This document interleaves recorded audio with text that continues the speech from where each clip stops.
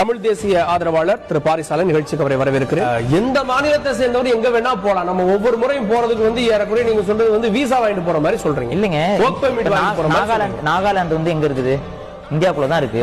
மணிப்பூர் எங்க இருக்குது? இந்தியாக்குள்ள தான் இருக்கு. இவங்க எல்லாம் இன்னர் லைன் பெர்மிட் ஏன் வச்சிருக்காங்க?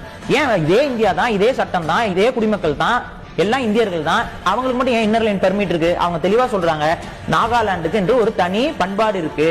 அந்த பண்பாட்டையும் அந்த மக்களுடைய நாகரிகத்தையும் பாதுகாப்பதற்கு எங்களுக்கு இன்னர் லைன் பெர்மிட் வேணும்னு சொல்லி வச்சிருக்காங்க. இப்ப தமிழ்நாட்டுக்கு பண்பாடு இல்லையா?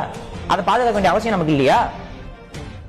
உலகத்திலேயே தமிழர்களுக்கு என்று ஒரு தனித்த பண்பாடு இருக்கு. ஒரு கிளாசிக்கல் சிவிலைசேஷனாக நம்ம இன்றளவும் வாழ்ந்து கொண்டிருக்கிறோம். லாங் லிவ் கிளாசிக்கல் சிவிலைசேஷன் என்று நம்மளை உலகம் அங்கீகரிக்கிறது. அப்ப நமக்கு நம்ம பண்பாட்டை காக்கணும், நம்ம மண்ணை காக்கணும், இந்த மண்ணுடைய மக்களை காக்கணும்னா நமக்கு இன்னர் லைன் பெர்மிட்டை தமிழக அரசு கொண்டு வரணும்ல.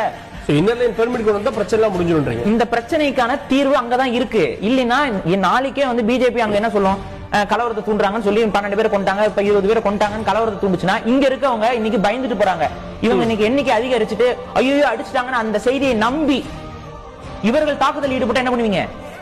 இங்க இருக்கக்கூடிய இவங்க இருக்கவங்க தங்களை தற்காத்துக் கொள்வதற்கு ஆயுதம் தூக்க தொடங்கினால் என்ன செய்வீர்கள்? இன்னைக்கு நம்ம இந்த வதந்தின்னு சொன்னாலும் கூட உள்ள பிரச்சனை கடல் போல் இருக்கிறது அப்படின்றீங்க. ஆமா.